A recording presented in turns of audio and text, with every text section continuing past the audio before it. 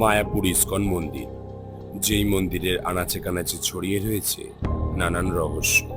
মন্দিরের প্রবেশপথ থেকে শুরু করে প্রত্যেকটা জায়গা ঘিরে রয়েছে হাজারো হাজারো রহস্য। আর এই রহস্য ভেদ করতে আমি রাজ চলে এসেছি রাজকাহিনীর গপ্পের আর একটি নতুন এপিসোড নিয়ে আপনাদের সামনে।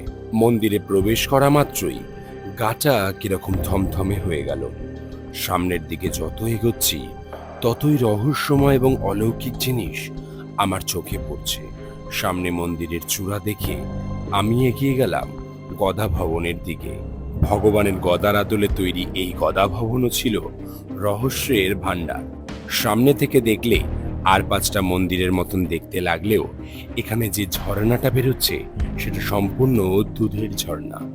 সামনে একটি মহিলাকে স্ট্যাচু বানিয়ে দাঁড়িয়ে থাকতে দেখতে অবাক হলাম, কিন্তু সামনে যেতেই দেখলাম তিনি কারোর ফটো তুলছে। আমাদেরকে নেওয়ার জন্য প্রাইভেট মার্সিডিজ চলে এলো এবং মার্সিডিজে করে আমরা এগিয়ে গেলাম রহস্যের আরো গভীরে। সামনে গীতা ভবন থেকে শুরু করে বংশী ভবন, প্রত্যেকটা ভবনই ছিল রহস্যের আতুর ঘর। আর আমি গিয়ে পৌঁছালাম ঈশ্বরদান ভবন, যা কোনো 5 স্টার হোটেলের থেকে কম ছিল না।